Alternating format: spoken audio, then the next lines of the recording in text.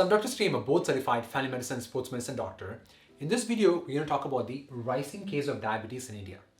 I'm originally from South India and I practice in the United States. So when you look here, people develop diabetes at a different body composition compared to Indians. So why is that? Let's understand this further. So in most of the clinics, we use BMI to classify someone as either as obese or overweight or normal weight. For example, when someone's BMI is more than 30, we consider them as obese. When someone's BMI is more than 27, we consider them as overweight. Obviously, BMI does have limitations, but still it works well for clinical practice. But what you have to understand here is that even though overweight is considered as more than 27, American Diabetes Association recommends screening for diabetes with a BMI of more than 23. So why is that? So in order to understand this further, we need to understand about the hormone insulin and how carbohydrates are being metabolized or processed. So let us say I eat an ice cream, okay? The ice cream is going to be broken down into glucose and fructose. So the glucose gets absorbed by the working muscle. So let us say I am going to go for a jog after I eat an ice cream. That working muscle can absorb glucose, and that too without the need for insulin. But let us say I'm not going to exercise, I'm just going to be sedentary. So in that case, the glucose is not going to be used up by the working muscle, but rather the glucose will go to the muscle and we'll see if there's any enough stores so that the glucose can get stored there. And we call this as muscle glycogen. So let us say if there is not enough stores in the muscle, then the glucose will go to the liver and see if there is any enough stores in the liver to get stored. And let us say if there is no enough stores in the liver, then the liver still will absorb the glucose, but then it gets converted to fat and then deposits around the deposits in the fat region. So we have two fat regions in our body. So one is called the subcutaneous fat, which is the fat that is surrounding just way outside the organs, and then we have fat that is just surrounding the organs, and we call that as a visceral fat. However, when you look at fructose, the fructose, even if you're exercising, they cannot be used up by the exercising muscles. The fructose will go to the liver, and the liver can turn to glucose, or the liver will turn into fat and again gets deposited in the subcutaneous fat or the visceral fat. So in order for all this to happen, the hormone insulin should play a huge role. The insulin is the one that drives the glucose into the muscle or the fructose into the liver.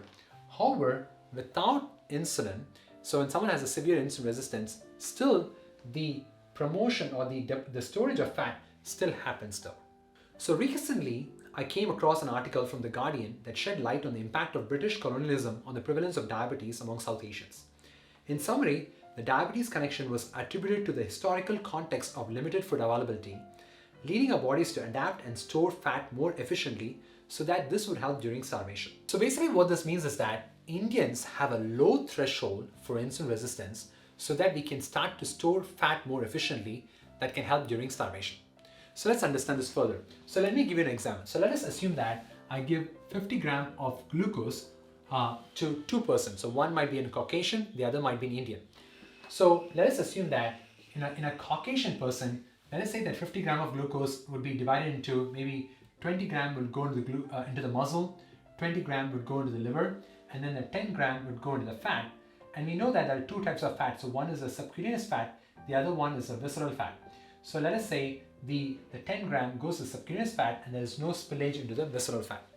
However, let's take an example of an Indian. So an Indian, maybe that 50 grams of glucose, maybe like 10 grams might go into the muscle, 10 grams might go to the liver, and the rest 30 grams might go into as a fat, of which 10 might go into subcutaneous fat and then 20 might go into visceral fat. So that's what we mean by that Indians have more propensity to store fat compared to other race people. So what this means is that, so once we don't have enough stores in our body, then we start to develop more insulin resistance. That's number one. The other is that we start storing more fat around the organs or even in the organs and increase risk for diabetes and premature heart disease and so forth. So what this means is that the same BMI classification that we use to classify as obese or overweight in Caucasians may not be applicable to Asians. So what this means is that in Asians, more likely a BMI of more than 27 is considered as obese and BMI more than 23 is considered as overweight. And that makes sense why American Diabetes Association actually has said to screen for diabetes with a BMI of more than 23. So even still in India, we face a lot of poverty, and this type of adaptation can still be helpful for people who still face a lot of starvation, but most of the people have a little bit more affluent lifestyle, that this type of adaptation is actually causing premature diabetes, premature heart disease, premature death, and so forth. I mean, think about this. Our lifestyle has changed so much in the last 20 to 30 years. I don't even think that we had time to convert the glucose into fat. We were using up the glucose all the time, like walking to public places, walking to the market, carrying groceries, or even our snacks was like maybe like 3 to 4 biscuits or so. Our serving of ice cream was like around 80 ml or so. But think about our life right now. So see how much we're not using up the glucose. So basically think about, like, let's say someone is eating like 2 to 3 chapatis, or like maybe like 1 full cup of rice, and then after that they eat and they go back to their seated job.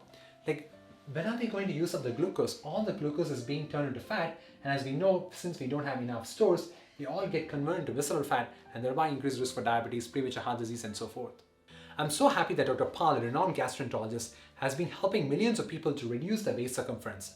Remember, we need to reduce the waist circumference in order to combat this high problems with the insulin resistance, premature heart disease, and so forth. The visceral fat, the waist circumference, actually depicts how much visceral fat that we have. The goal is to get the waist circumference to at least 32 inches, but even if you're not able to get 32, at least focus on getting at least to 34 inches right now. And that is going to be focused on healthy eating habits, cutting back on calories. Dr. Paul focuses on fasting method to reduce weight. And again, this can be a big debate whether to say fasting is superior to other methods, but it is very clear that we need to reduce our calorie intake, we need to reduce our frequency of eating, and we should stop consuming calories all the time. So think about this. I see at home sometimes where the day starts at 7 o'clock, starts with some coffee, starts the breakfast, and it goes all the way until people go to bed. So I've seen people like drinking milk just before going to bed. Like, if there's a constant amount of feeding, then we're just activating the hormone insulin all the time. When do we activate the hormones that can actually burn the fat, right? So as I said, it's very clear that we need to reduce our calorie intake. So remember, this is a fact and we have to accept it. We are genetically smaller built individuals, and we have to remain like that. Encouraging someone to eat more just because they look lean or thin is not a good idea. They're going to damage their metabolic health. See, as a parent, I'm worried about the lifestyle that my kids are facing right now. So if they continue with this type of lifestyle, they can end up having diabetes, blood pressure issues, obesity at a very young age.